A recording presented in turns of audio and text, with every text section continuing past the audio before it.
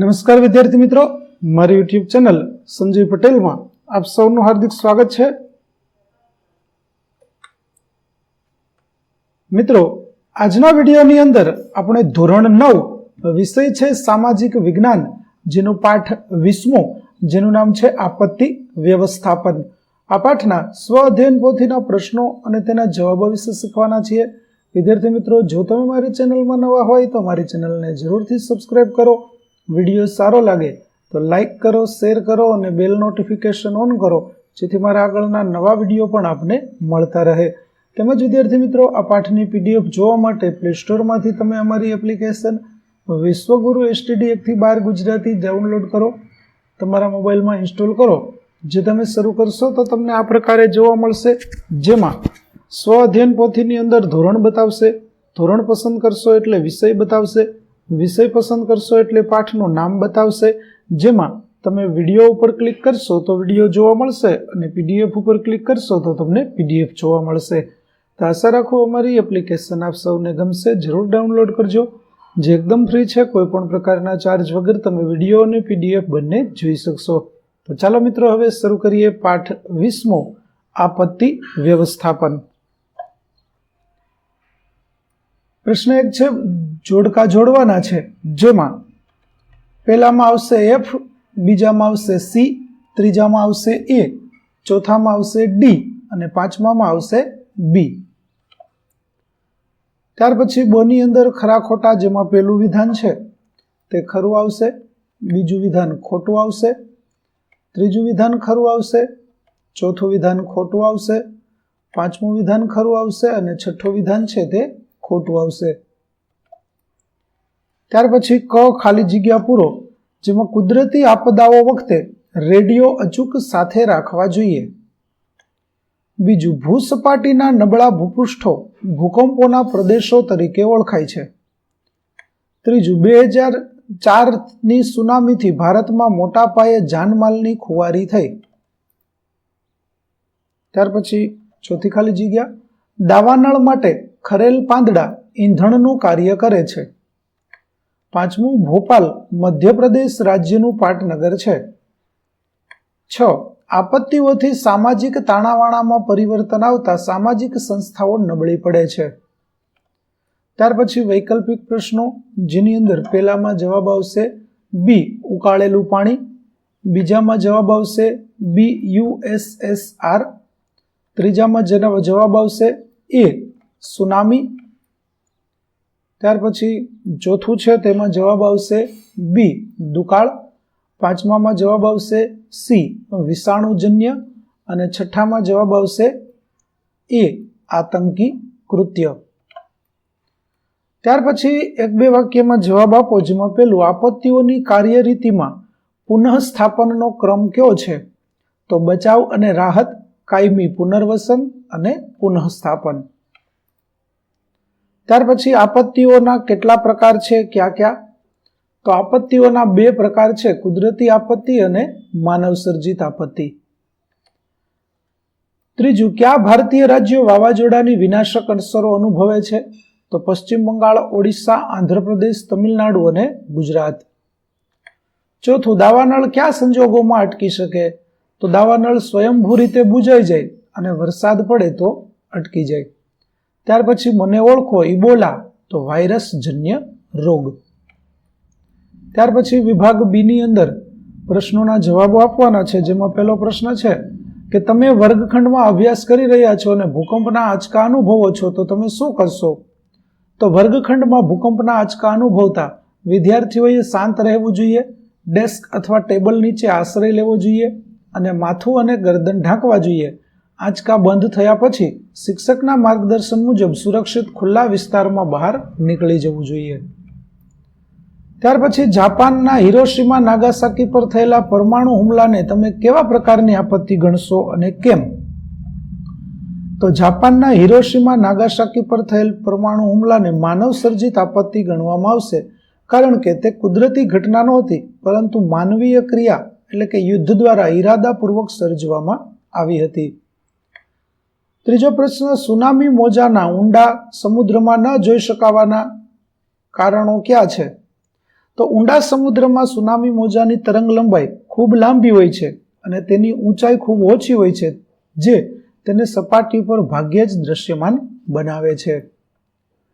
ત્યાર પછીનો પ્રશ્ન 4 છે, સ્વાઇન ફ્લૂ અને ડેન્ગ્યુ વચ્ચે શું સંબંધ છે?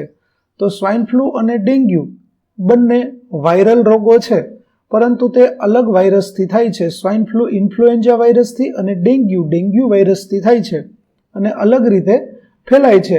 સ્વાઇન ફ્લૂ હવા દ્વારા, જ્યારે ડેન્ગ્યુ છે તે મચ્છર દ્વારા ફેલાય છે. ત્યાર પછી 5મું, હુલ્લડ વખતે શું ન કરવું જોઈએ? તો હુલ્લડ વખતે ભીડમાં ન જોડાવવું જોઈએ, અફવાઓ ન ફેલાવવી જોઈએ, જાહેર કે ખાનગી સંપત્તિને નુકસાન ન પહોંચાડવું જોઈએ અને કાયદા અમલીકરણ એજન્સીઓ દ્વારા આપવામાં આવેલી સૂચનાઓનું ઉલ્લંઘન ન કરવું જોઈએ. ત્યાર પછી વિભાગ સી, નીચેના પ્રશ્નોના મુદ્દાસર ઉત્તર આપો. જેમાં પહેલું, ભારતના સંદર્ભમાં ભૂકંપ આપત્તિ માટે તમારા જ્ઞાનને આધારે નોંધ લખો. તો વિદ્યાર્થી મિત્રો, ભારતના સંદર્ભમાં જોવા જઈએ તો ભૂકંપ છે તે ખૂબ મોટી આપત્તિ છે. ભારતના ઘણા બધા રાજ્યોની અંદર ભૂકંપની અસરો જોવા મળે છે, જેનો વિગતવાર જવાબ છે તે તમે અહીં જોઈ શકો છો.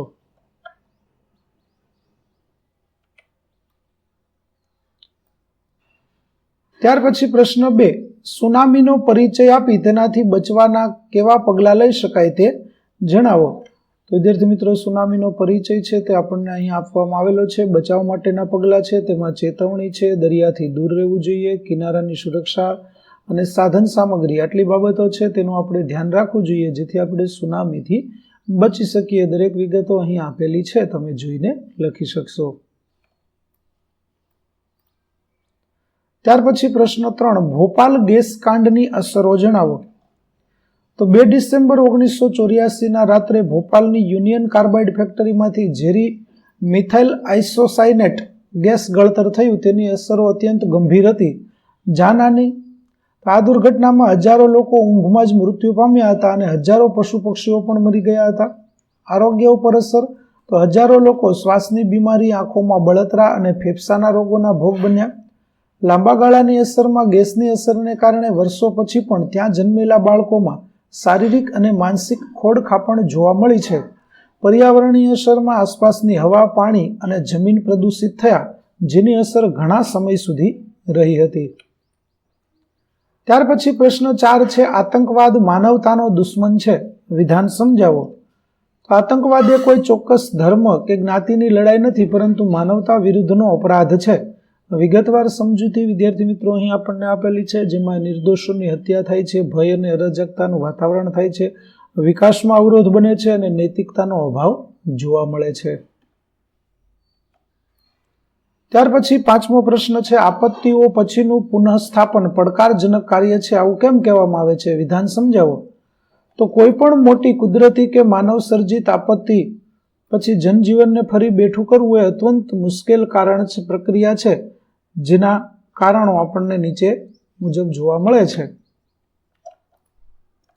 કે માળખાગત નુકસાન થાય છે, માનસિક આઘાત લાગે છે, આજીવિકાનો પ્રશ્ન થાય છે, રોગચાળો અને સ્વાસ્થ્ય પણ અસર થાય છે. તો વિદ્યાર્થી મિત્રો, વિગતવાર સમજૂતી છે તે આપણે અહીં આપેલી છે, તમે અહીંથી જોઈ અને આ જવાબ છે તે લખી શકશો. ત્યાર પછી વિભાગ ડી ની અંદર પ્રશ્ન આપેલો છે કે આતંકવાદ વિશ્વવ્યાપી બન્યો છે, દ્રષ્ટાંતોથી સમજાવો. તો આંતરરાષ્ટ્રીય નેટવર્ક, આધુનિક હથિયારો, ધાર્મિક કે કટ્ટરવાદી વિચારધારા, આમ આ બધા કારણોને લીધે આતંકવાદ છે તે આજે વૈશ્વિક સમસ્યા બની ગયો છે, જેનો જવાબ તમે અહીં જોઈ શકો છો.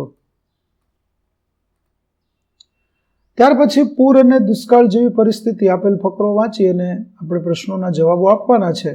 જેમાં પહેલો પ્રશ્ન છે, પૂર અને દુષ્કાળની સમસ્યામાં કઈ સામ્યતા છે? તો પૂર અને દુકાળ બંને સમસ્યાઓ પાણી સાથે જોડાયેલી કુદરતી આપત્તિઓ છે. બીજું છે, દુકાળથી જીવસૃષ્ટિ પર કેવી અસરો પડે છે? તો દુકાળને કારણે પાણીની અછત સર્જાય છે, જેના પરિણામે ખેતીના પાક નિષ્ફળ જાય છે અને વનસ્પતિ સુકાઈ જાય છે.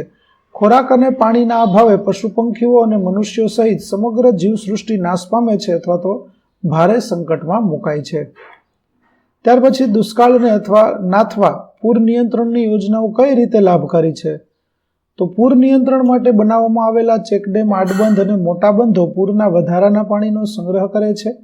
આ સંગ્રહિત પાણીનો ઉપયોગ દુકાળના સમયે સિંચાઈ અને પીવા માટે કરી શકાય છે. આમ પૂરનું વ્યવસ્થાપન જળસ્તર ઊંચા લાવવામાં અને દુકાળની અછતને દૂર કરવામાં મદદરૂપ થાય છે. ત્યાર પછીનો પ્રશ્ન છે, પૂરનું સંકટ કઈ રીતે નિવારી શકાય? તો નદીઓ ઉપર ચેકડેમ અને આડબંધ બાંધવા જોઈએ, નદી કિનારે તટબંધ મજબૂત કરવા જોઈએ, મોટા બંધો બાંધી અને પાણીનું નિયંત્રણ કરવું જોઈએ, વધુમાં વધુ વૃક્ષારોપણ કરવું જોઈએ જેથી જમીનનું ધોવાણ અટકે અને પાણીનો વેગ ઘટે.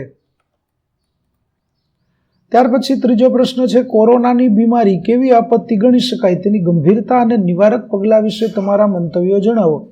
તો કોરોનાની બીમારીને જૈવિક આપત્તિ ગણી શકાય. આ બીમારીની ગંભીરતા એ હતી કે તે ખૂબ ઝડપથી ફેલાતી હતી અને તેનાથી ઘણા લોકોએ જીવ ગુમાવ્યા. તે વૈશ્વિક મહામારી બની ગઈ હતી. તેના માટેના નિવારક પગલાઓ વિદ્યાર્થી મિત્રો આપણને અહીં જોવા મળે છે, જેમાં રસીકરણ, વ્યક્તિગત સ્વચ્છતા, સામાજિક અંતર, જાગૃતિ અને અફવાઓથી બચાવ જેવા પગલાઓ આપણે લઈ શકીએ. તો વિદ્યાર્થી મિત્રો અહીં આપણો પાઠ 20 આપત્તિ વ્યવસ્થાપનના સ્વ અધ્યયન પોથીના પ્રશ્નો અને તેના જવાબો પૂરા થાય છે. આગળના પાઠના સ્વ અધ્યયન પોથીના પ્રશ્નો અને તેના જવાબો મેળવવા મારી ચેનલને જરૂરથી સબસ્ક્રાઇબ કરો. તેમજ PDF જોવા માટે પ્લે સ્ટોરમાંથી અમારી એપ્લિકેશન વિશ્વગુરુ STD 1-12 ગુજરાતી ડાઉનલોડ કરો.